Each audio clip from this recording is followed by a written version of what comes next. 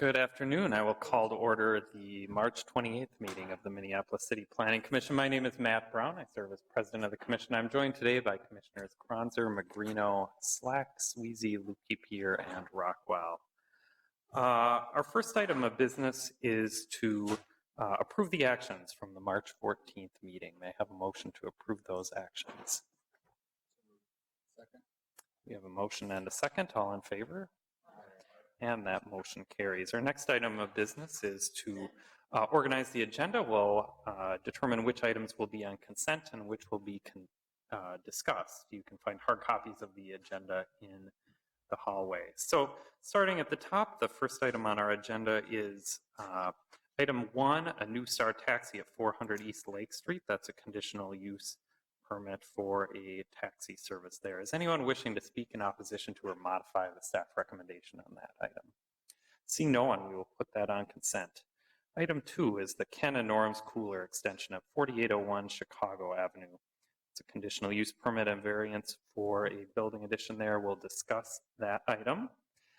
Item 3 is the 2008 Bryant Avenue Apartments at 2008 Bryant Avenue South. That is a site plan review for a new multifamily building. Is anyone wishing to speak in opposition to or modify the staff recommendation on that item? Seeing no one, we will put that on consent.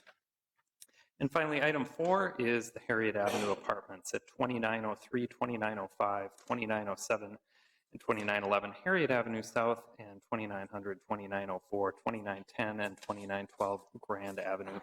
Several applications for a new multifamily building there. Is anyone wishing to speak in opposition to or modify the staff recommendation on that item? We have one person, so we will discuss item 4. All right, a couple more. So our agenda as amended is items 1 and 3 will be on consent. Items 2 and 4 will be discussed. May I have a motion to approve the agenda as amended? We have a motion and a second. All in favor? Aye. And that motion carries. Our next item of business is the Committee of the Whole consent agenda. And Vice President Slack, do you have an update from our March 17th meeting? Yeah. Thank you, President Brown. At the March 17, 2016 Committee of the Whole, we had one item that we heard. It was a land sale for 2953 Pierce Street Northeast. And the recommended motion is to approve the staff report that the item is consistent with the Minneapolis Plan for Sustainable Growth. All right. And I'll take that as a motion to find that that land sale is consistent with the comprehensive plan. Is there a second? Second. We have a motion and a second. All in favor? Aye. And that motion carries. Next, we'll move on to the public hearing portion of our meeting. And first, we will open the public hearing for the items on the consent agenda. That's items 1 and 3. Is there anyone wishing to speak on items 1 or 3? Seeing no one, I will close the public hearing. And may I have a motion to approve the consent agenda? I have a motion and a second. All in favor? Aye. And that motion carries. We'll move on now to our items for discussion. We'll start with item 2, the Ken and Norm's Cooler extension at 4801 Chicago Avenue. And Shanna is staff.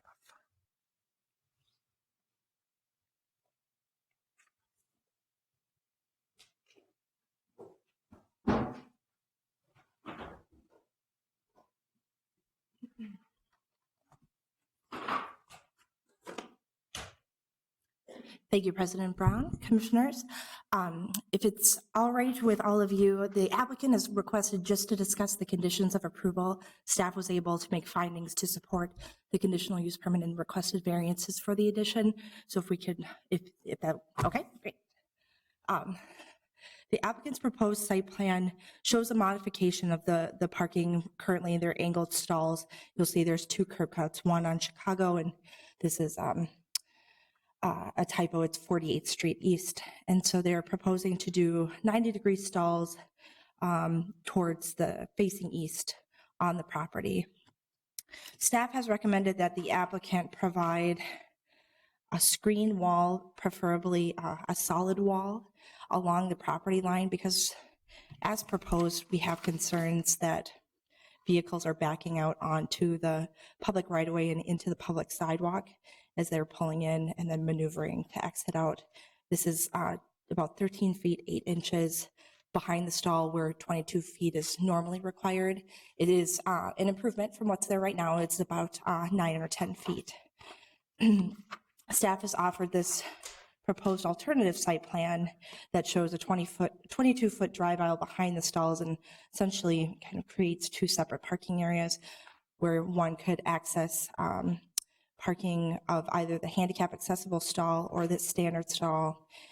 There would be an opening in the wall to allow for a pedestrian connection and walkway safe passage into the building entrance, which is here, or coming in from East 48th Street, compact stall here, or one of 3 standard stalls there. With that, I can take any questions. All right. Are there any questions of staff? So are you, The public hearing isn't open yet, but you'll have an opportunity to speak. Just a moment. Shanna, I have a question. Initially, the applicant was proposing a fence as opposed to a wall. Could you elaborate on your thoughts for requiring a masonry wall as opposed to a fence? Is it mostly related to the durability?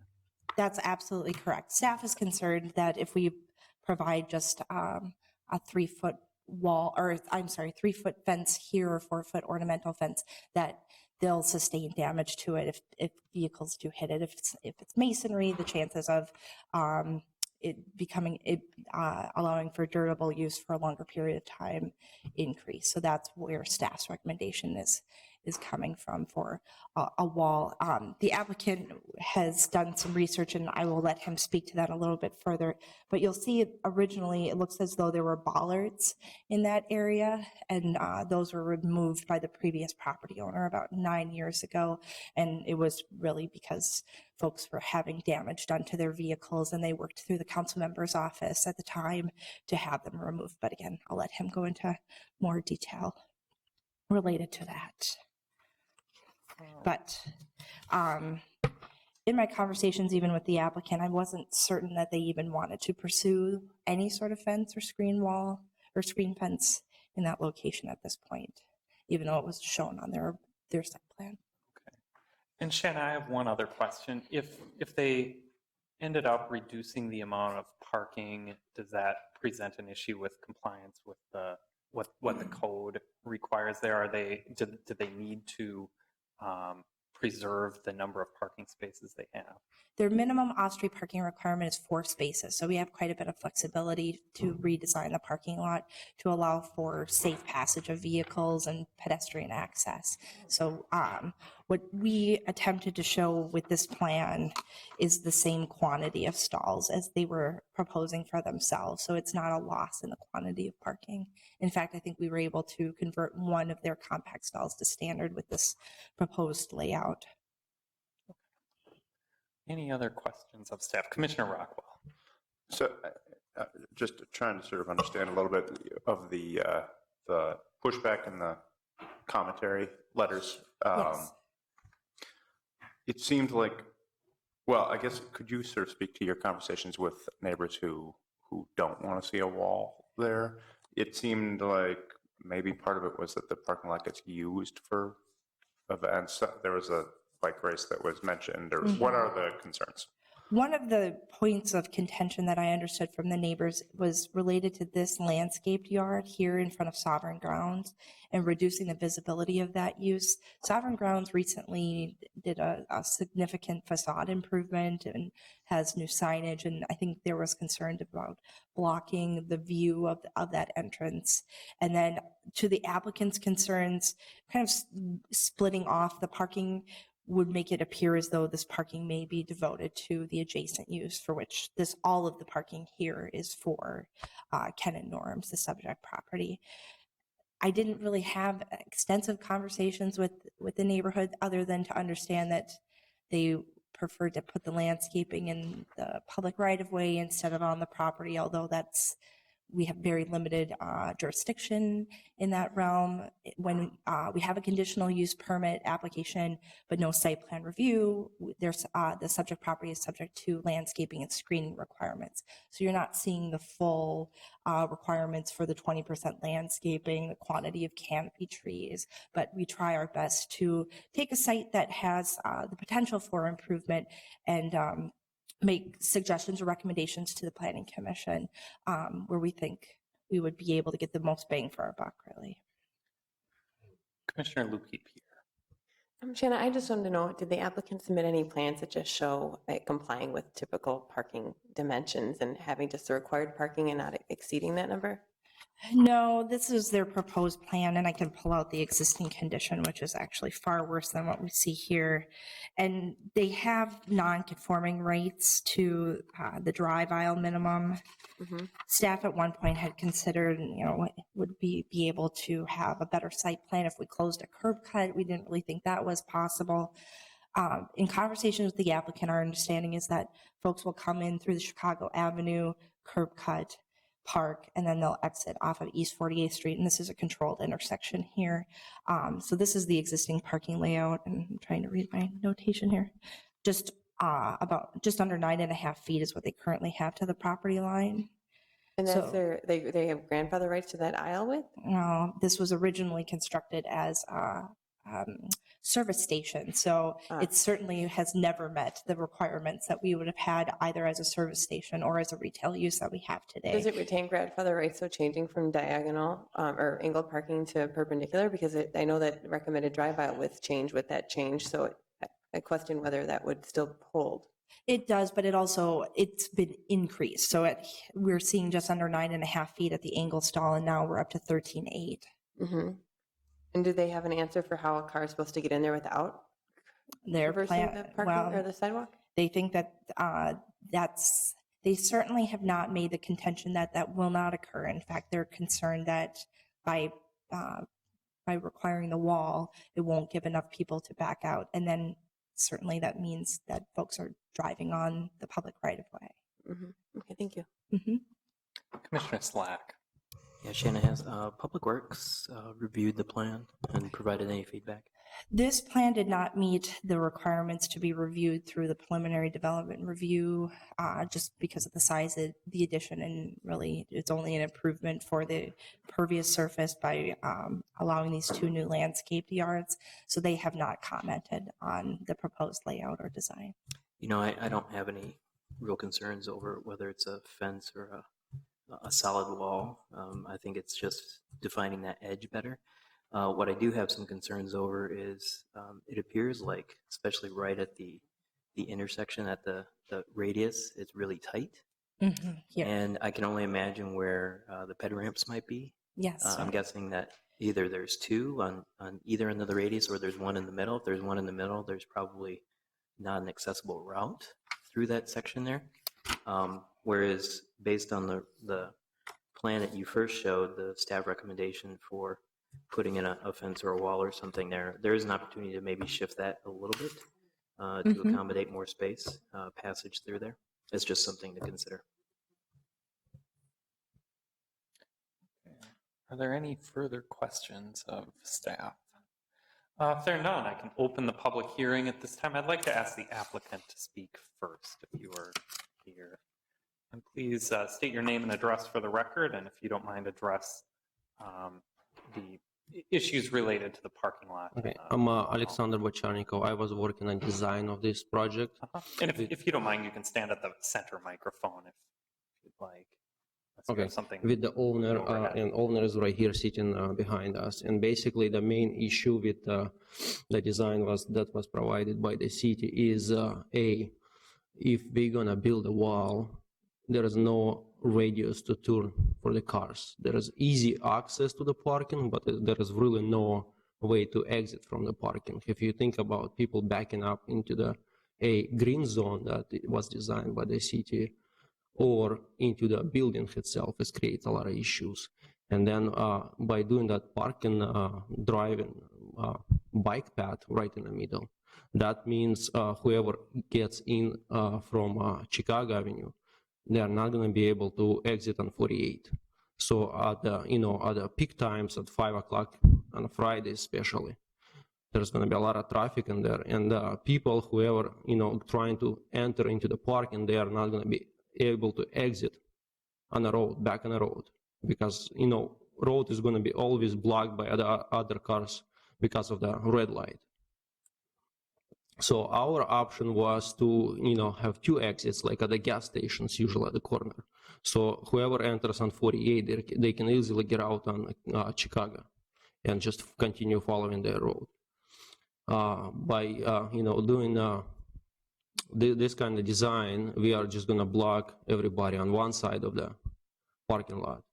And the second issue with this parking design is that half of the parking is goes to other, goes to other business, and whoever gonna drive into a parking, they're gonna assume this parking belongs to a business that there's a coffee shop right next to it. So basically, people who go into coffee shop, they just gonna park there and sit in a coffee shop, and whoever wants to shop at Canon Norms, they're not gonna be able to do so. With our design, there is a few flaws also, but our design is basically been proven with time, because whatever we're trying to do is pretty much almost the same design as it is there right now. We're just moving few parkings a little bit farther from where they are right now. That's all what we're doing. We are keeping the same amount of parking spots. We are not changing almost anything. We're just increasing building space a little bit, but the number of parking stays the same. The way of exit and entrance stays the same. So basically, we know it works because it was there for many years, and there was some issues in the past with those pillars that was caught 9 years ago, that was shown by Shannon. And previous city council, I believe, or city council member, Scott Benson, approved to cut those off because there wasn't a way of the either cars or people, because a lot of people been complaining. So, and it was done 9 years ago. So we don't want to create the same issue again by building a wall. All right. Are there any questions of the applicant? Commissioner Lukey here. Yeah, hi. So I had a question actually related to the plan that you did submit. Without, and thanks, Shannon, if you could put that up. I understand your hesitation with a wall, but understanding that it's my understanding that driving on the sidewalk is illegal, how would you anticipate cars getting out of this parking configuration without driving on the sidewalk? Have you done any sort of turning radius studies? Because it seems to me as though they're not going to fit, especially given the width of the spaces. Well, minimum is 22 feet. We don't have that. We have only 13 feet from the parking itself to the fence. Exactly my concern. So how do you anticipate them not crossing the line onto the sidewalk?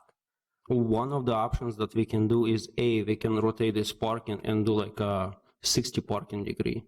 That's gonna solve this issue in half, but then it's gonna create this, another issue that is gonna be only one-way parking. Second thing, there is already parking there, and it works. I mean, there's parking lots there right now, and people parking there on an everyday basis. So I assume people backing into the sidewalk, but I think that's the main reason is that those pillars been cut, because this property is, was designed a long time ago, and nobody expected that so many cars going to be parking there on an everyday basis. But the way it is right now, it works, and we are trying to just follow the design that was done in the past. So then I have two questions. Do you know when that previous design was actually first done? Is it aged to the building era, or I'm just curious there? I'm not sure. I know.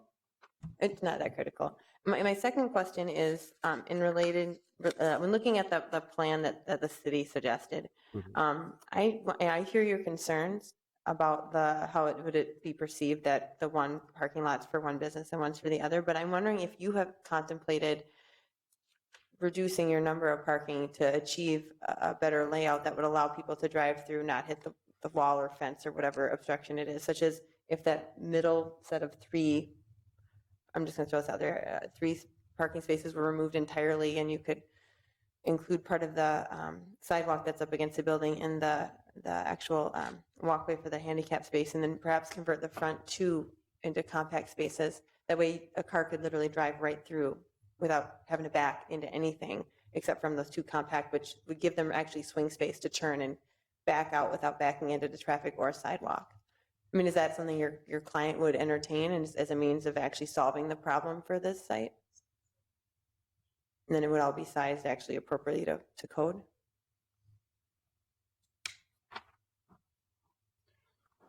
Well, I think we need to review that. Oh, sure. And need to spend some time on reviewing that, and maybe just to go on a parking lot again and just do a preliminary drawings right on the side and see if it's going to work or not. Thanks. Commissioner Kronzer. Yeah, I just had another question kind of related to Commissioner Luque-Pierce. With the 60-degree angle parking, do you know how wide that drive aisle would be behind it? Well, it's definitely going to be more than 13 that is right now, but it's probably going to increase to 18 feet or so. Okay, are there any other questions of the applicant? If there are none, we can move on to some other speakers. Is there anyone else who would like to speak on this item? Yes, please come to the microphone and state your name and address for the record. Chris Reynolds, one of the owners of Sovereign Grounds, which is right next to Ken and Norm's. So I have lots of concerns. You can't build a wall there. People are going to end up going through the glass in my coffee shop is what's going to happen.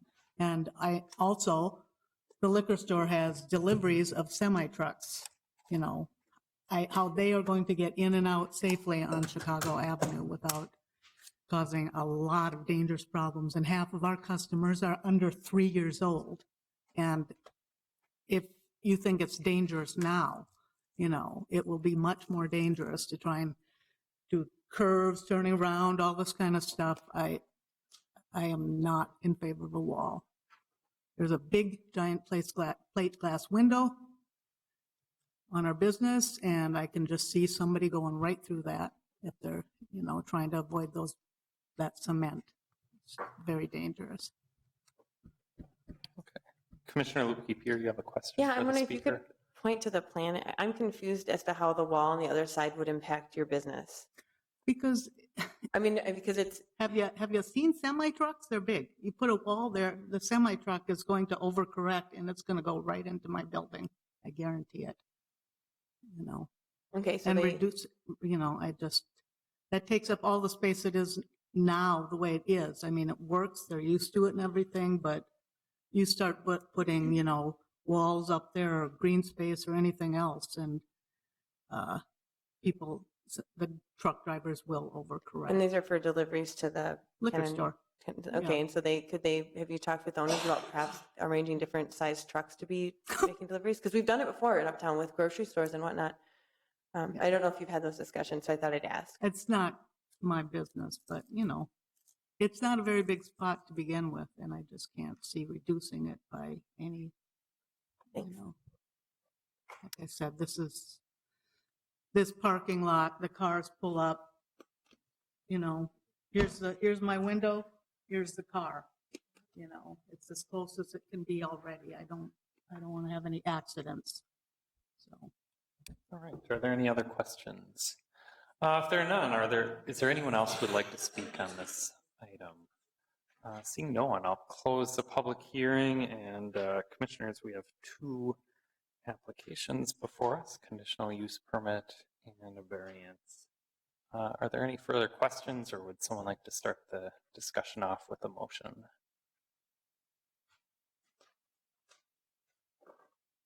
Commissioner Luque-Pierce. Well, I don't have a motion yet, but I did want to discuss application for the conditional use permit. The subpoint number 2, where it requires a minimum of a 3-foot masonry wall. Here's my thoughts.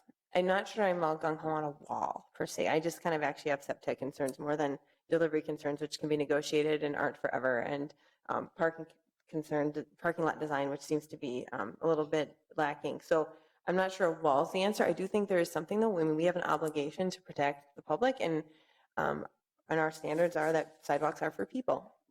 They're not for even supposedly bicycles. So why we would kind of look the other way when it's clear that automotive vehicles would be used on a pedestrian sidewalk, especially if there's people as young as the age of 3 who are frequently coming here.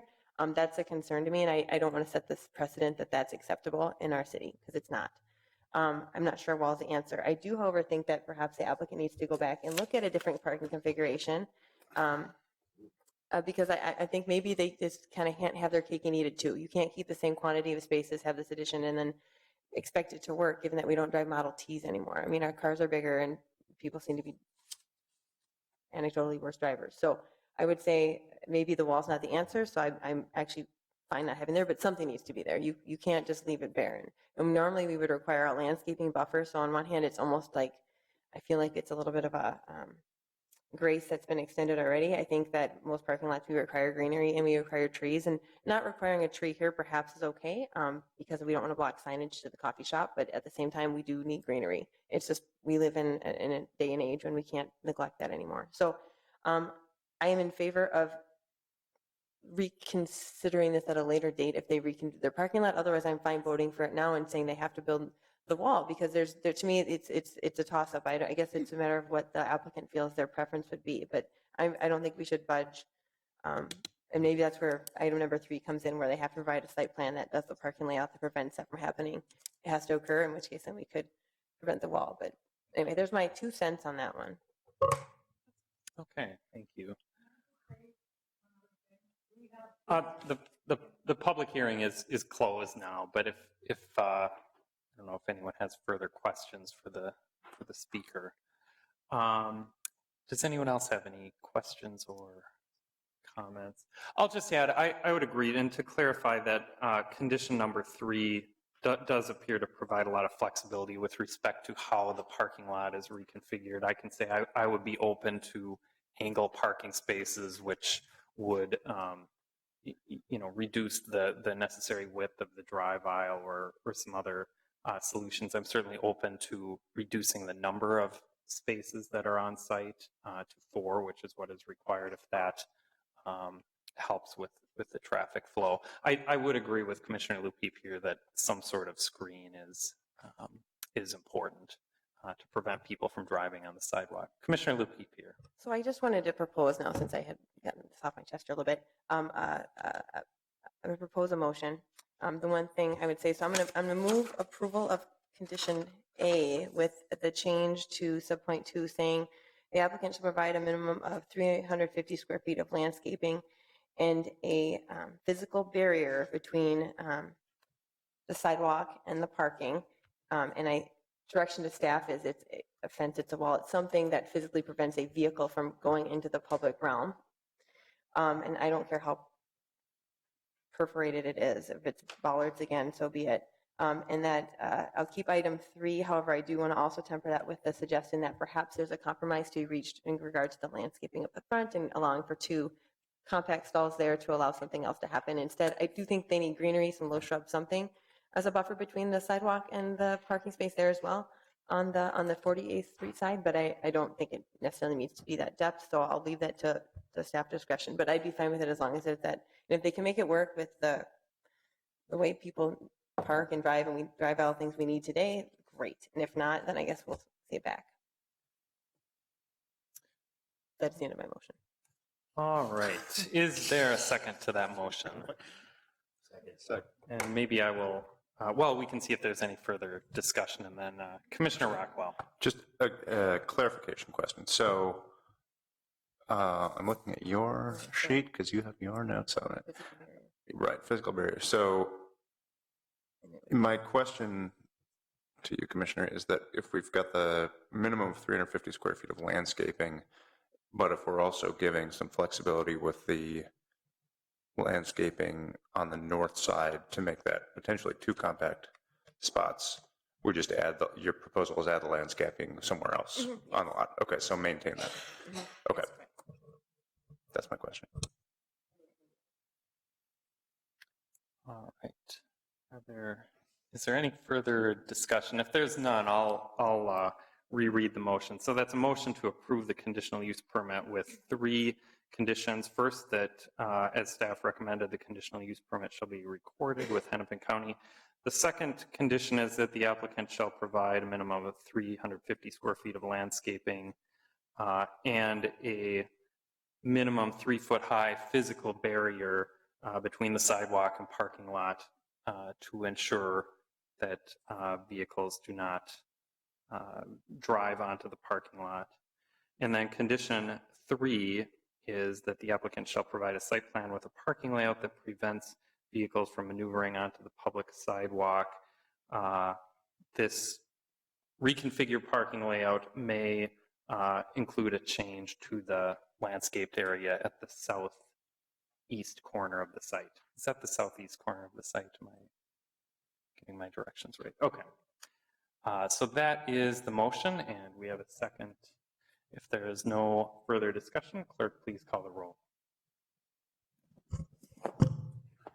Bender? Aye. Cronzer? Aye. Lipke-Pier? Aye. Magrino? Aye. Rockwell? Aye. Slack? Aye. Sweezy? Aye. So that's 7-0.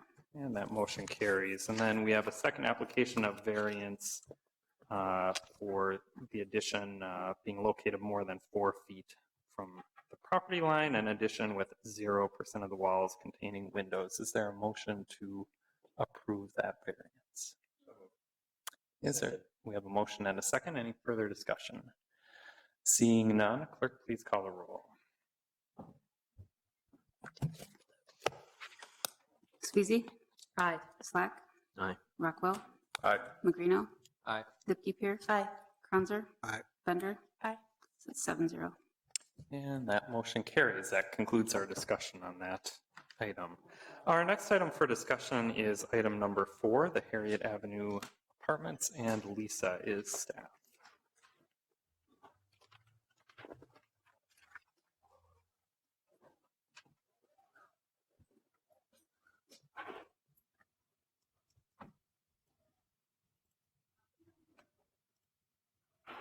Good evening, Commissioners. The project before you tonight is composed of 4 separate parcels along Grand and Harriet, just south of the Midtown Greenway. The parcels that are along Harriet are currently zoned I-1, and the parcels along Grand Avenue are currently zoned R2B. The project is in the Whittier neighborhood. The applicant is proposing a 6-story, 111-unit multifamily building. They would provide 96 parking spaces within 2 levels of underground parking. The project also includes the vacation of a part of an existing alley and then dedication of a new alley extension out to Grand Avenue. There are several land use applications that are required for this proposal, including rezoning, conditional use permit, a few variances, site plan review, a preliminary plat, and vacation. So I'm just going to briefly summarize the staff analysis for each of those applications.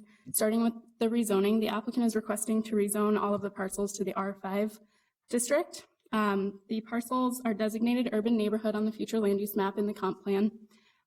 The location of the proposal is indicated by the circle on the map. It's 2 blocks from Lindale, which is a designated commercial corridor.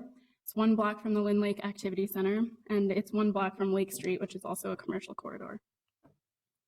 The existing zoning, you can see highlighted on that map.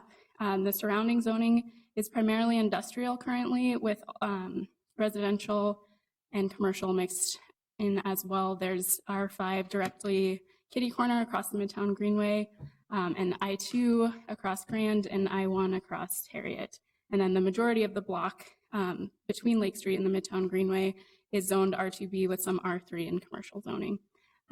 These sites were designated in the Midtown Greenway Land Use and Development Plan and the Lynn Lake Small Area Plan for high-density housing.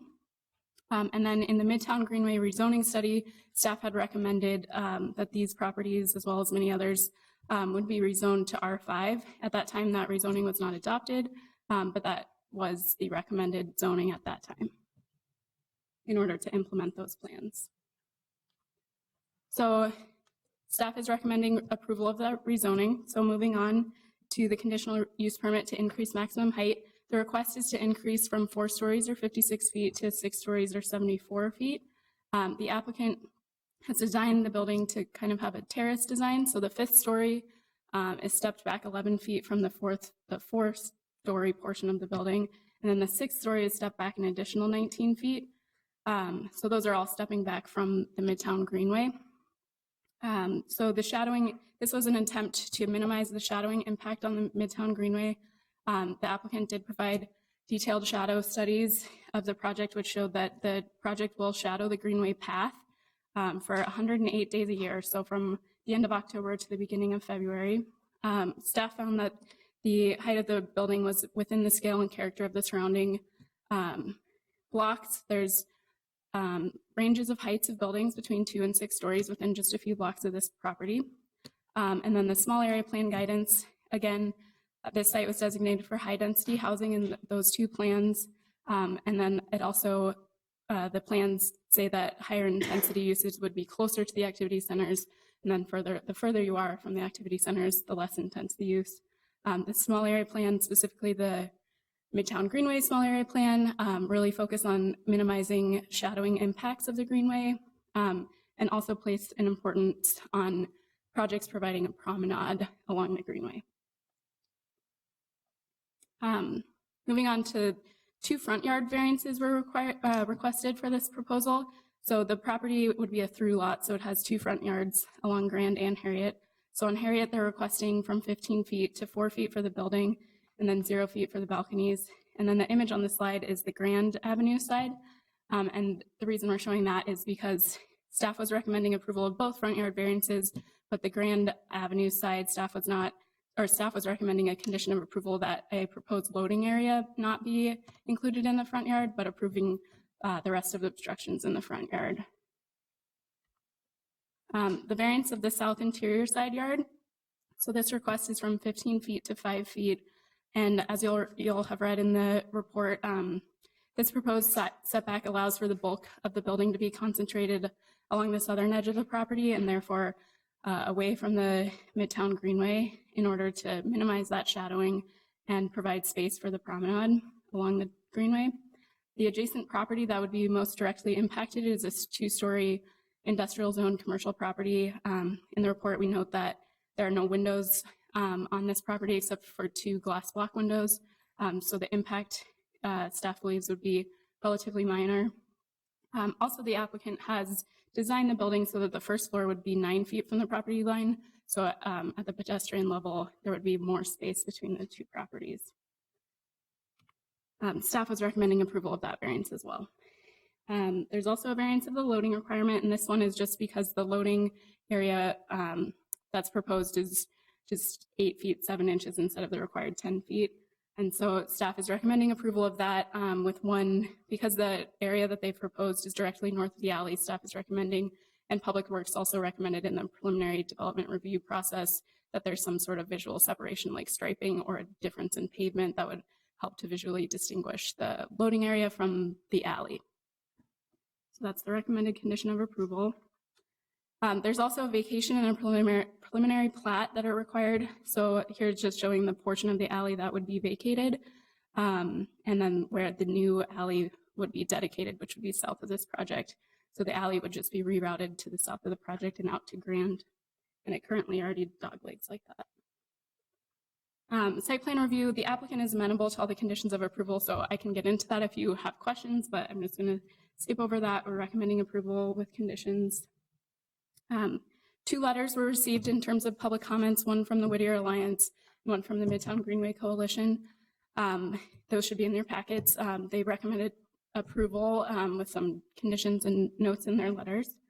And then staff recommendation is approval of all the applications with the conditions recommended are listed in the report. And I can take any questions from there. Right. Are there any questions of staff? If there are none, at this time I'll open the public hearing on this item. I'd like to ask the applicant to speak first very briefly. Please state your name and address for the record. My name is Jason Lord from Solheim Companies. I'm at 3532 Fremont Avenue South.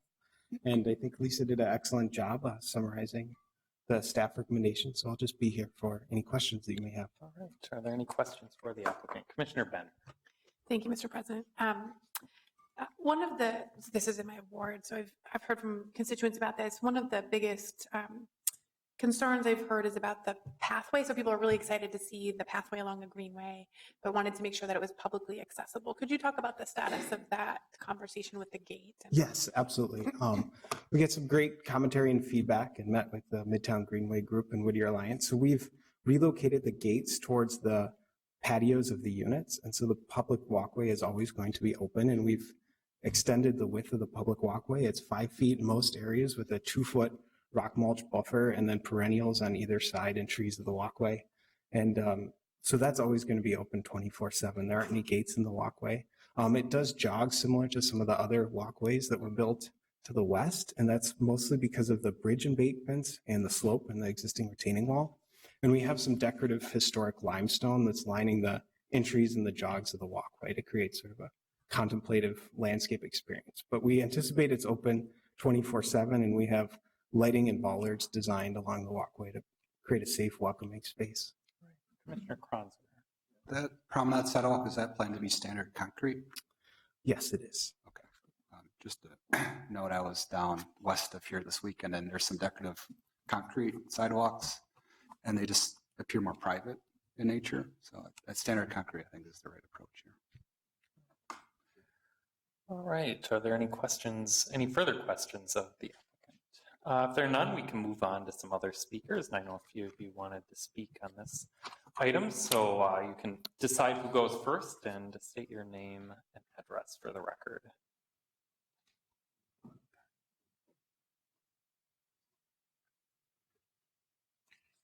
Hi, my name is Leo Marcus Whiteford. I live at 2825 Harriet Avenue, down the street from this proposed development. I want to preface my remarks here by saying I'm not necessarily opposed to development here, but I do have some very great concerns, and I'm primarily going to suggest that the board does not approve the conditional use permit for the additional height. And I'm going to try to briefly enumerate my reasons for this. There's also a couple of concerns I have about traffic issues that I will get to, but just let me move right along here. This project is way out of scale for the neighborhood. 6 stories, a 6-story glass wall at the end of this block is just not in any way complementary to the neighborhood. Everything, as was just called, down the block is R2B. The majority of the neighborhood residentially is R2B. The R5 properties that are on the Grand Avenue side are only 3 stories. The building across the Greenway that is currently R5 was supposed to be only a 4-story building, and that's a sad story that I won't go into right now. But if this conditional use permit is granted and this development is allowed the 6 stories, that is carte blanche for other developers who are eyeing parcels along the Greenway to be able to say that, well, they got 6 stories, so why shouldn't we? And this is going to create the Grand Canyon effect, I like to call it, where we've already seen it between Lyndale and Hennepin Avenues. It's contrary to what the Greenway is supposed to be doing, and it is extremely out of proportion to what is around it in the neighborhood. The other issue is that I know density is the big mantra as far as the Greenway and stuff. I would take issue with the argument that this is near an activity center, because it's not. It's in the middle of a residential neighborhood, and I think 6 stories is just excessive. 4 stories, I can see that. That's still a little over the top. But the issue that I want to get to here is that we already have, due to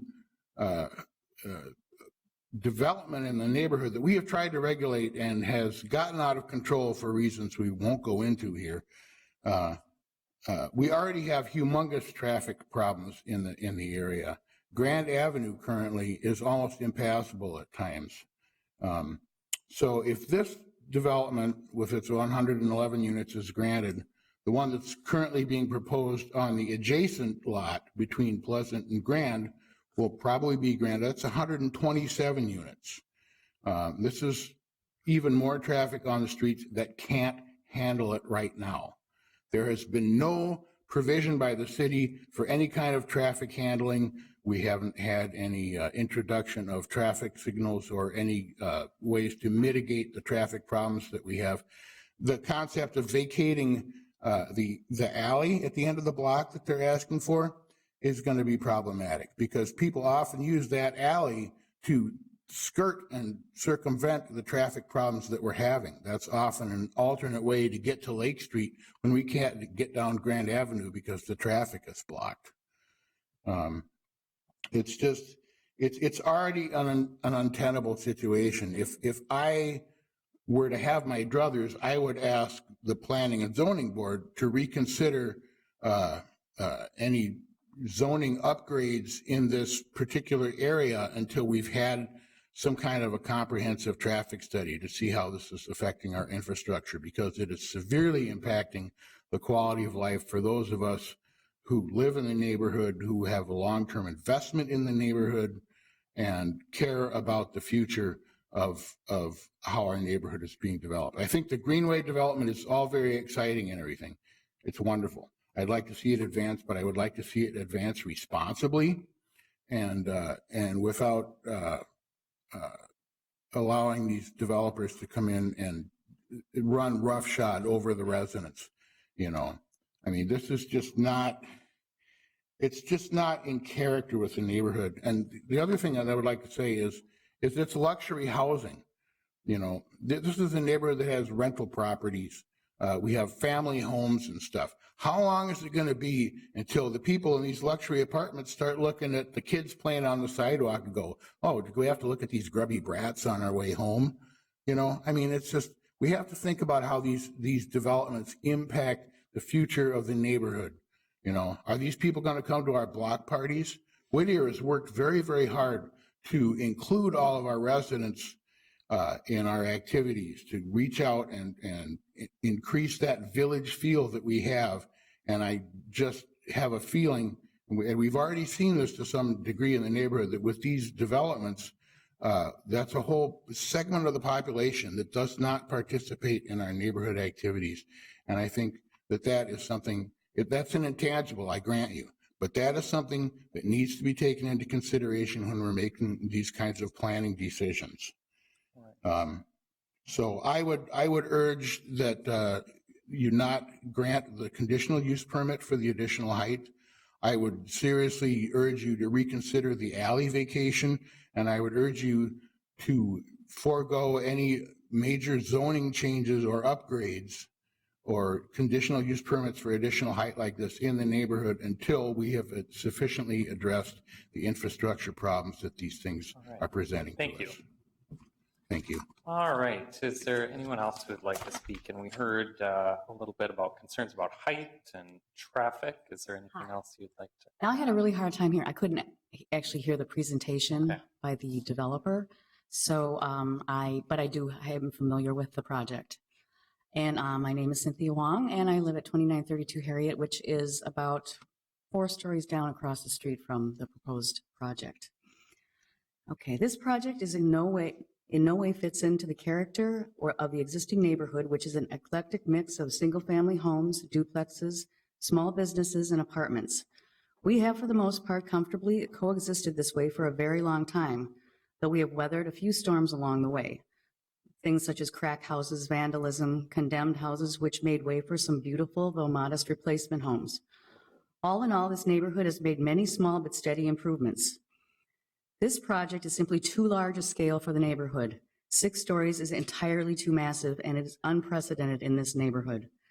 Solheim is not a stakeholder, but stands to profit on what we, the actual stakeholders, have built over many years, and over these many years we have witnessed and been an integral part of many amazing positive changes and improvements due to our vigilant efforts. I wish we had a picture right now of what my then new neighborhood looked like when I first arrived, including turning onto 28th Street. At that time, I was actually embarrassed of the impression that people who came to visit me would garner from turning that corner. My family tried to dissuade me from moving into this neighborhood. My sister-in-law took me by the shoulders, and said, Cindy, if you never listen to me again, listen to me now. Don't buy that house. I chose to believe that things would look up, that good things were coming to this neighborhood, and sure enough, we have made organic, awesome, and relevant changes in this neighborhood since the day I arrived in May of '92.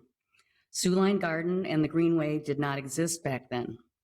The Greenway seems to now have become a magnet for development of high-end apartments. It reminds me of some friends of mine back in the 70s who were renting a house, which we'll just say needed a lot of help. They went about making repairs and fixing things up, and then the landlord raised the rent and they couldn't afford to live there anymore. Living on the Greenway, which we the neighbors have helped germinate, actually we did germinate the Greenway, and evolve over many years, may look very appealing now at this time, but will, I believe, over time, if this type of development continues, degrade into a place where no one wants to live anymore, including myself and my neighbors. Does it not seem reasonable that Solheim or any other developer would inform the people who will be directly affected by a project of this magnitude before investing all the time, effort, and capital? A great example of this type of due diligence is Bin Lee, owner of Lake Wine and Spirits. I'll never forget the beautiful sunny spring morning he came to my door and presented his plans. He went door to door and did the same with each neighbor, and I can't imagine he didn't get 100% support for his now beautiful, thriving, and relevant addition to this neighborhood. Solheim presented at the February Community Issues Meeting, the Whittier Community Issues Meeting. I would like to know which neighbors were, as they claimed, informed. It seems to me there was no consideration or regard for those of us who have a very long tenure in this neighborhood. Chris, my neighbor, Chris Martinson, and I actually canvassed the neighborhood and found that, in fact, they had not reached out to any of them either. The developers, Solheim, lied when they led the people in that room to believe that they had communicated their intentions with the neighbors in close proximity to this project. They quite blatantly excluded those of us who actually have a very high stake in the future of our neighborhood. This is our home, and we were blatantly excluded from all of the processes involved in this project until now, and they've been working on this since June of 2015. The zoning does not support a project of this magnitude for good reason. We find not only the actions, but especially the inactions of the developer highly offensive. Are you all aware that the Whittier neighborhood has the highest population in Minneapolis, not to mention the state of Minnesota? I think a project of this size would be more appropriate for a neighborhood that can't make that claim. We would like to see a plan that is more reasonable and appropriate to this particular site. We would like to see a plan that would benefit all parties involved and be an actual asset to the neighborhood and Minneapolis as a whole. Thanks. Great, thank you. And we have two more speakers. You can decide who goes first and state your name and address for the record. My name is Chris Martinson, 2930 Harriet. I'm across the street from the proposed development. I'm here to represent a very strong opposition to the development. We have made a statement as concerned citizens of Minneapolis. We, the undersigned, believe that the proposed development at 2905 Harriet Avenue South violates provisions in the Minneapolis ordinances 520.30 and 525.340. And I will not read this aloud right now. If you are going to move to approve the zoning change today, I would request that you allow me to read this before, if you are going to decide to change the zoning today, I would like to publicly read this aloud. Well, the public hearing will only be open for a certain amount of time, and then we'll have discussion and vote it. I might suggest, though, you might consider just submitting that to the clerk. But I would really like the chance to be able to read this aloud. Okay. If you can read it. That's fine. I'm not going to do that now. I've got other things to talk about. Okay.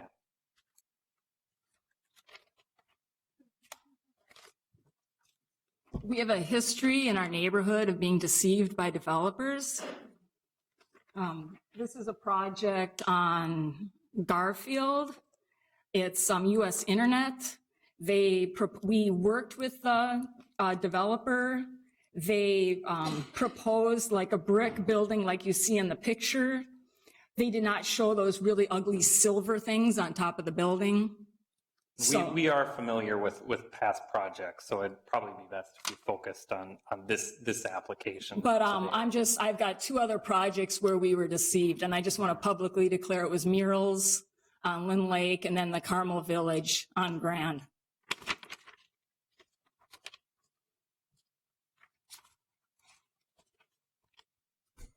And I'm going to go over some of the observations we made because we've had, like I said, we've been through this before and we recognize deception. So I just wanted to bring that up to you.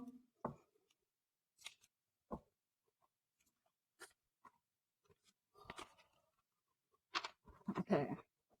So they want to have a variance where they're going to push this building just 5 feet from, and I have the other pictures, from the small business hub that's right next to it. We're talking just 5 feet. Okay, 5 feet. That's incredibly small. These apartments right here are about 500 square foot apartments. The multiple apartments in this apartment building are 500 square feet. I invite you guys to go and tour a 500 square foot apartment. It's probably basically like a little small prison.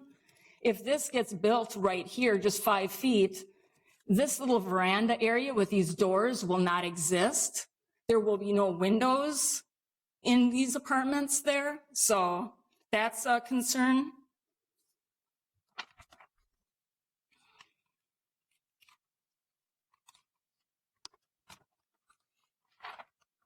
Right here, it's showing their vision.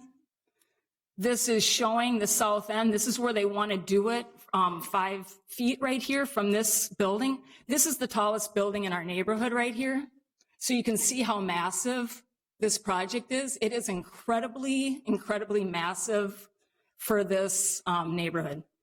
They want to decrease this space here for 5 feet. What are they going to do with these? What's the deal with these balconies there? Are they going to overlap this building? Are they just going to leave these out? What about the apartments down here that smash up against the building and 500 square foot apartments smashed in there? You know, they can address that.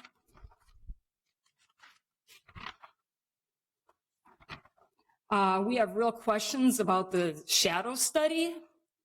This picture shows like a real easy slope down to the greenway. This is very deceptive.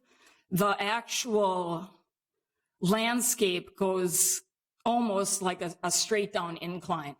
So this building would be pushed directly on the edge of the greenway with like a sharp incline down here.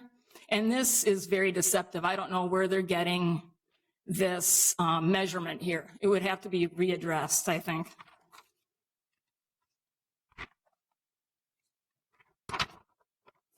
Here's another example of a deception. This is Carmel Village, the one where we were deceived before. The neighborhood approved a 4-story. Sabri illegally built on a 5-story that we tried to communicate to the city about it, and the city just kind of allowed it to happen and let it get approved. This is 5 stories here. This is Solheim's. This is, I don't know, this scale, you know, I don't know how it really, it doesn't look like it fits in, but the main thing that's deceiving is this grassy looking area here. This is what I'm talking about. It goes like a sharp incline down, like straight down to the greenway. So they're making it look like it's like a presentable space where it really has issues as far as how much it affronts the greenway.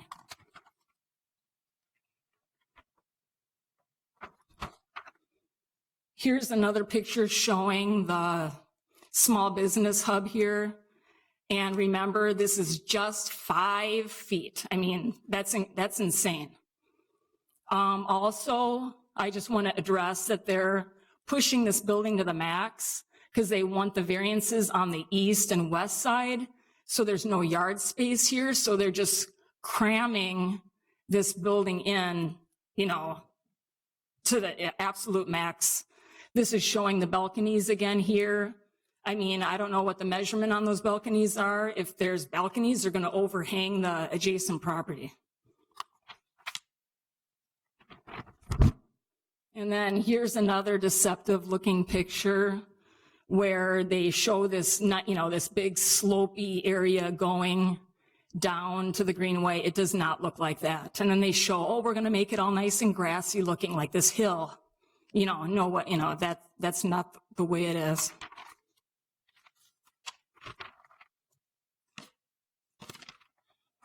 Here's another deceptive picture showing again the big grassy, like nice yard. Like, yeah, right. You know, no, it's not like that.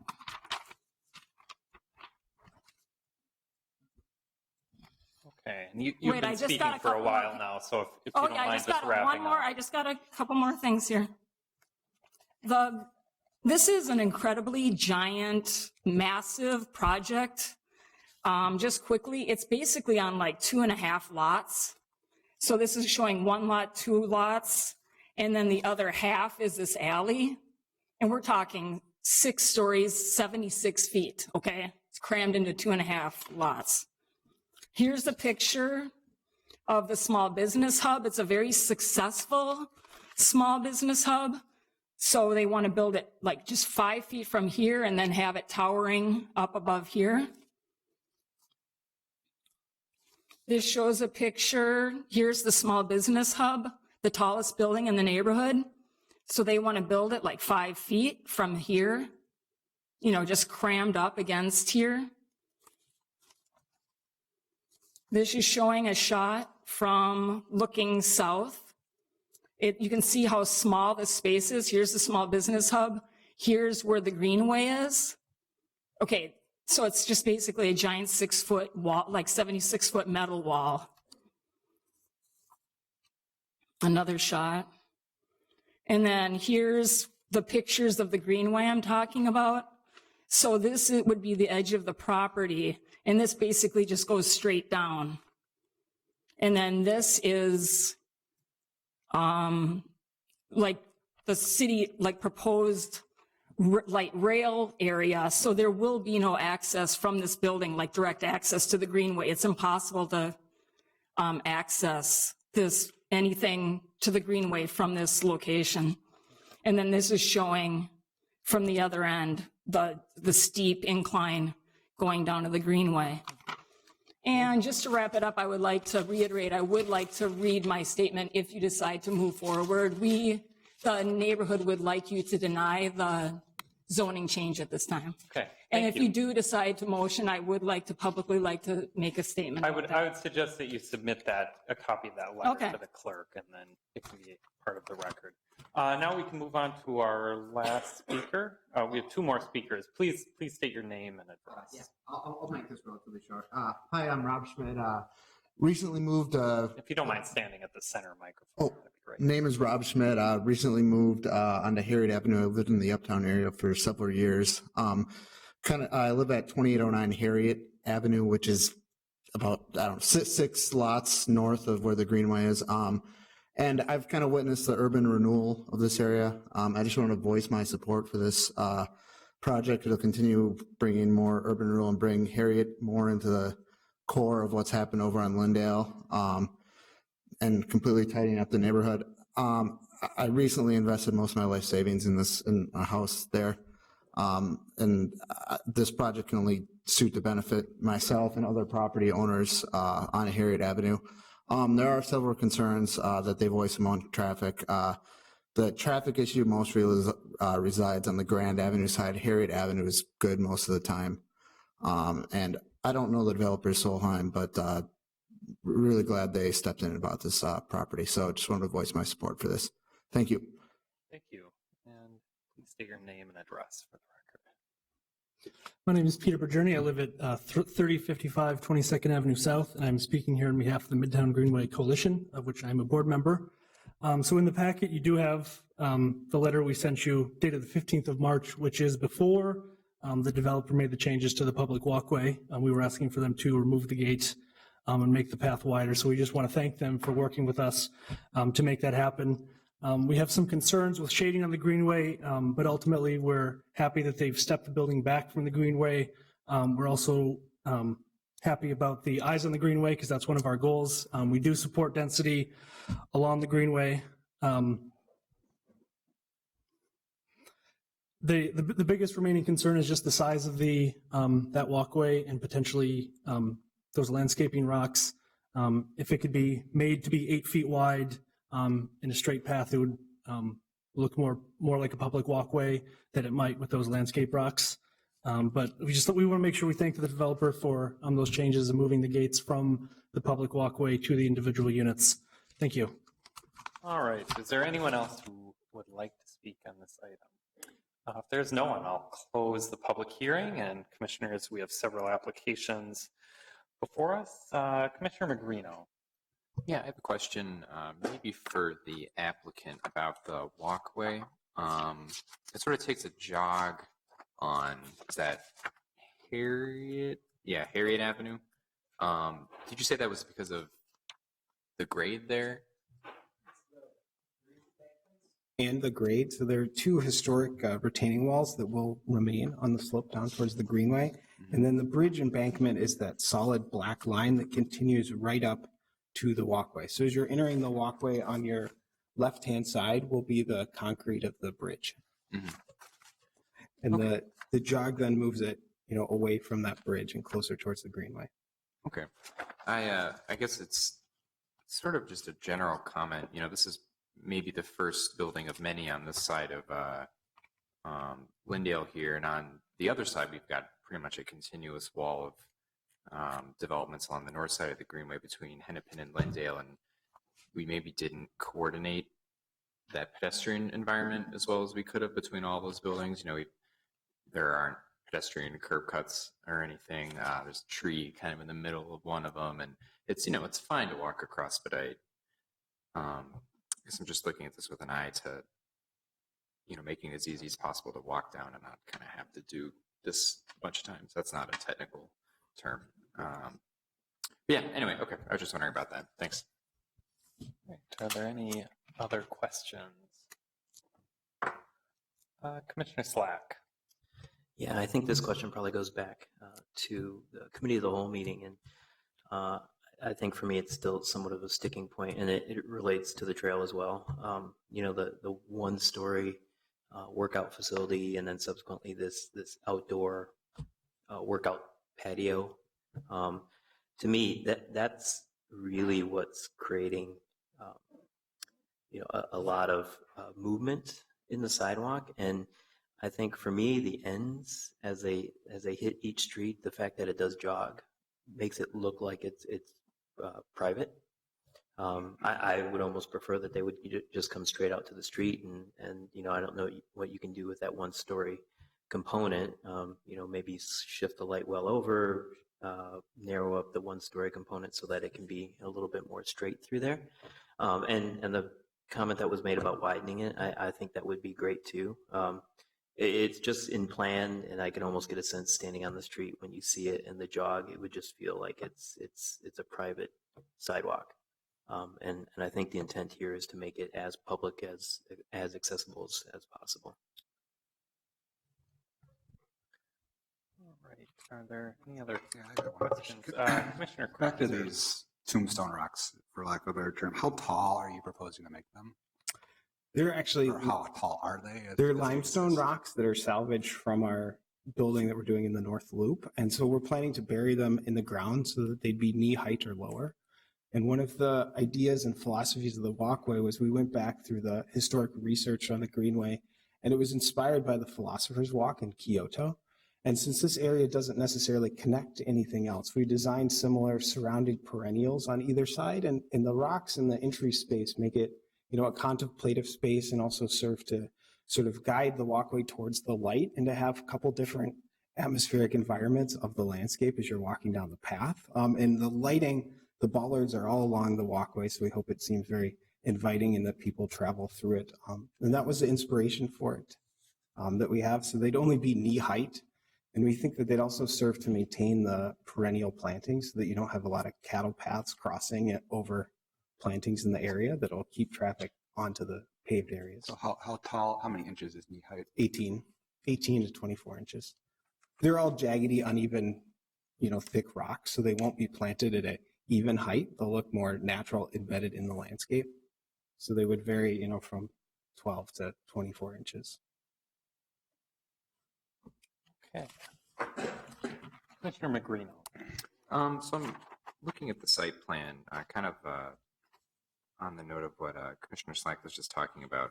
We don't want to get super into designing your building for you, but the fitness center there does jut out, and then it does look like there's pretty much just empty space right there. I'm kind of looking at page 8. It looks like of the site plan there.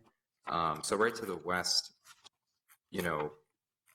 I've been in gyms. I think you could, it's not like you need it to be a square. If you arrange that like a rectangle, you could probably get just about the same amount of space, but keep the sidewalk going straight right there. And it was a very conscious design decision. I can let our architectural team speak to that as well, but we wanted the programming of that to seem a very human scale active use on the Greenway. When we were planning and developing this project, we heard a lot of safety concerns, and beyond just eyes on the street and eyes on the Greenway, we thought that this brings it down to a human scale, presents a very active use. It'll be sort of a glowing beacon along the Greenway. We're really excited about sort of philosophically engaging the building in a communication with the Greenway by having an outdoor fitness area and an indoor area. They're most active and most used spaces of our building. And so we really wanted to connect that visually to the Greenway, which led to its planned location. Commissioner Luke-Pierre. So just for my own purposes here, so since we seem to be discussing this walk and the jog and whether it invites the public or not, I just wonder if it's maybe, I appreciate some of the landscape architectural thought behind it, but I'm wondering if it's as simple as some sort of plaque attached to some of these on each side that says that it's open for public use, that way people are pondering the deep meaning of life instead of whether or not they're trespassing. It might be a solution. I guess my question was, are you amenable to something like that? Yes, absolutely. I think that would be something that would be amenable. And we even in our design discussions earlier this year thought of incorporating Kyoto or some of the vision behind it. We didn't go that literal, but we'd be happy to entertain a plaque. Okay. Are there any other questions of the applicant or other comments? Commissioner Luke-Pierre. I have a question for staff, actually, but I'm just wondering if anyone else had questions for Lisa. So I had just a couple questions here, just clarifications, and I'm referencing the site plan, sheet 2. Do you have that on it by any chance? We could. So 2 quick things. Some of the public testimony centered on the setback request for the interior side yard of 5 feet. So I'm wondering if you could clarify that that does indeed start at where that 5 feet starts and stops in relation to the property line, and then also what the balconies, whether or not they're in conflict. I have a feeling it's Correct. So let me get to this one. So the image that was shown during the public testimony was the committee of the whole image of the building. So since committee of the whole, they removed those balconies from the south interior side yard, instead placing them on the Harriet Avenue facade. So what's up here is what is proposed tonight. So they removed those balconies, and then the existing building that's to the south is about 1 foot off of their property line. So there's 6 feet of space between, if you can see here, that's the upper stories. 6 feet, and then this is showing just the ground floor, so that's showing the 9 feet because it's kind of cantilevered over. Okay, and then my second question is in regard to the slope that there was concerns about it wasn't being accurately depicted. Can you show me where the property line for this development actually is? Yeah, so the property line So the northernmost parcels are basically the slope of the greenway. And so the slope starts about here. And then if you look at the grading plans that are in there, they would be altering the grade somewhat, but they have notes that it would match what the existing grade is, which I think is 40 or 50% grade right now. So it is pretty steep slope. So what's the extent of their actual property that they own though? Oh, I'm sorry. It's from here to here. Okay, so okay. And then here. Thank you. Mhm. Sorry, let me just to follow up. So that means that at the edge of the property line, that is where the grade currently starts? So actually sorry, I keep going back and forth. So in this image, these parcels are this, oh gosh, now we're back over there. The northernmost two parcels, let's see if you can see my cursor. Right now there's a surface parking lot on one of them, and that's where that retaining wall you can see on the site plan that they would be rebuilding. And then this is basically the slope down right now. The alley is right here, and that essentially, when you're there, it's right where the slope starts. Does that answer your question? Yeah, thanks. Okay. Commissioner Luke-Pierre. Hi, sorry, follow up real quick. And then just to clarify, because it looked to me as though there were at least 6 traditional sized lots in this development. Mm-hmm. Is it 6? Is it 7? Is it really 2.5? It is 7. Okay, Right. thank you. Mm-hmm. Commissioner Kronzer. I'd like to make a motion. I'd like to make a motion to approve the rezoning, item A.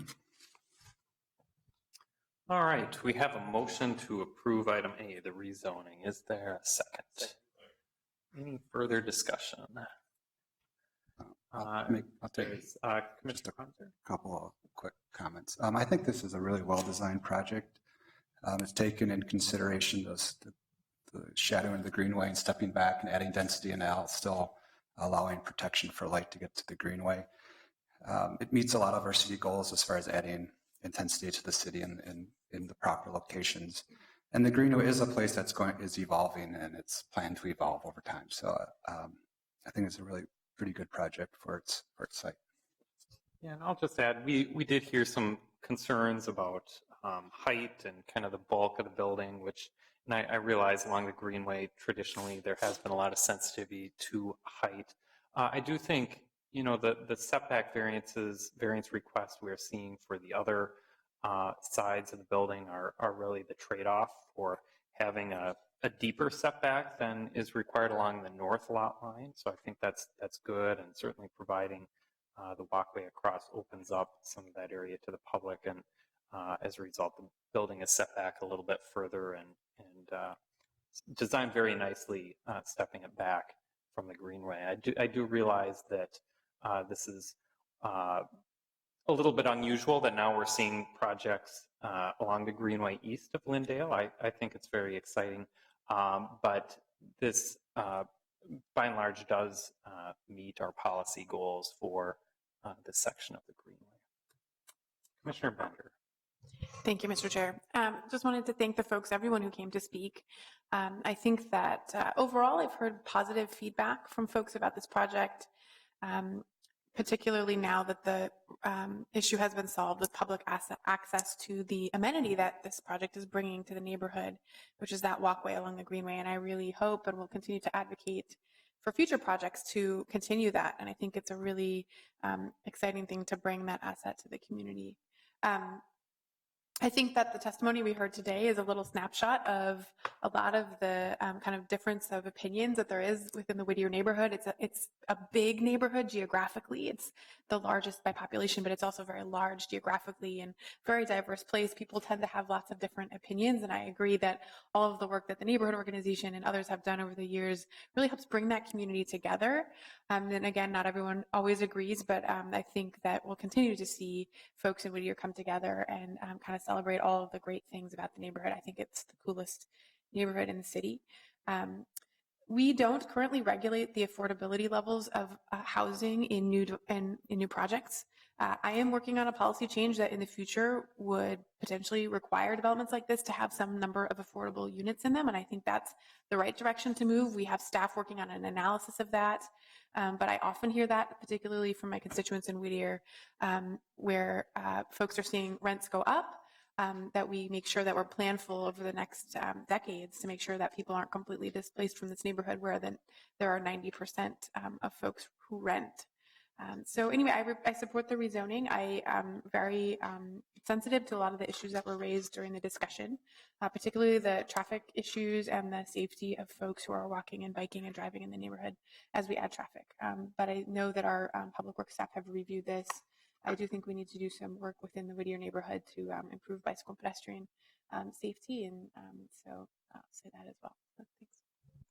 All right, Commissioner Rockwell, do you have anything to add? Just very briefly to add on to Commissioner Bender's comments. I think I live near here, although not in Whittier, in Lindale, other side of Lake Street. And, I think the long-time residents of these neighborhoods have made enormous positive difference, and a lot of that was pointed out in testimony today. The creation of the Greenway and a cohesive neighborhood and community, and and this project is proposed because of all of that, and it is a change, and it is and it's a change that needs to be managed, but and it can be difficult, and I want to acknowledge that, but I also want to acknowledge that the neighborhood is what it is, and this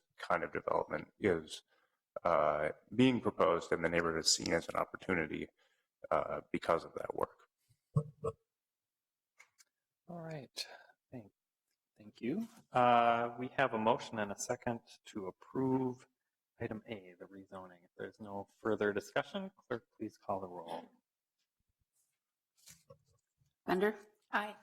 Cronzer? Aye. Lipke-Pier? Aye. Magrino? Aye.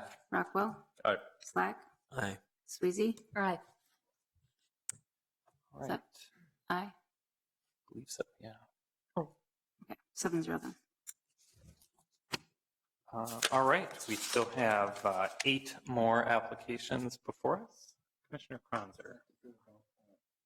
Propose a motion to approve the conditional use permit to increase the maximum height from 4 stories to 6 stories. Second.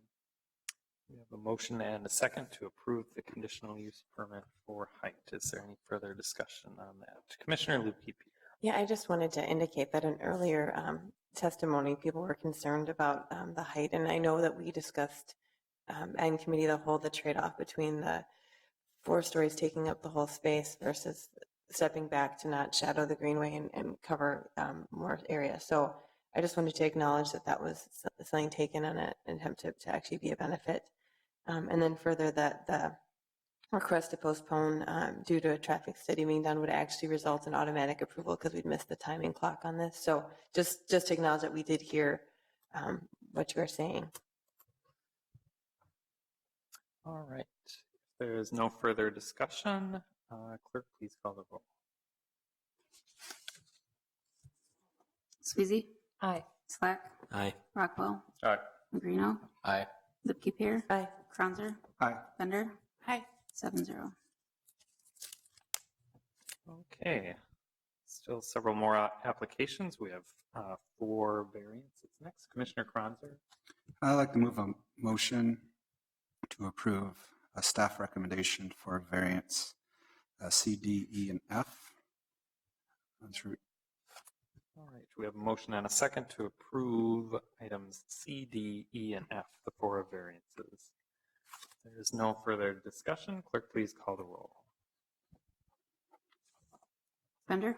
Aye. Cronzer? Aye. Lipke-Pier? Magrino? Aye. Rockwell? Aye. Slack? Aye. Sweezy? Aye. 7-0. Item G is the site plan review. Commissioner Kronzer, do you want to take a stab at that? I would. I'd like to propose a motion to approve site plan review with the 10 stated conditions in addition to one more. Number 11, the applicant shall work with staff to make the promenade sidewalk as public feeling as possible. Such suggestions could include reducing the 90-degree bends in the sidewalk, removing the rocks directly adjacent to the public sidewalk. I guess those are the two thoughts I had. I would entertain further thoughts.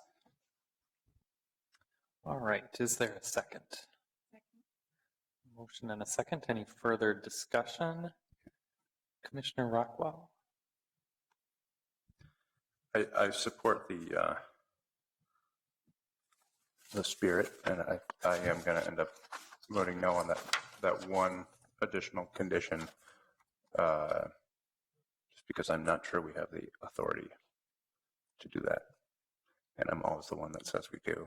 I'm not sure we do here. All right, Commissioner Kronzer. Just wanted to speak to the public sidewalk. I've been using the sidewalks on the north side of the Greenway as the weather's been getting nice, and it's really a great amenity. Some of the things that I think we'd all like to see a little bit better are actually not allowed by our public works staff. They don't want curb cuts. They don't want this walkway to be an unmarked crosswalk across the streets themselves. But I hope this promenade can grow in this part of Whittier as well as we see projects. So making a few tweaks to design, I think, will be well worth everyone's time as we look back at this in a couple of years.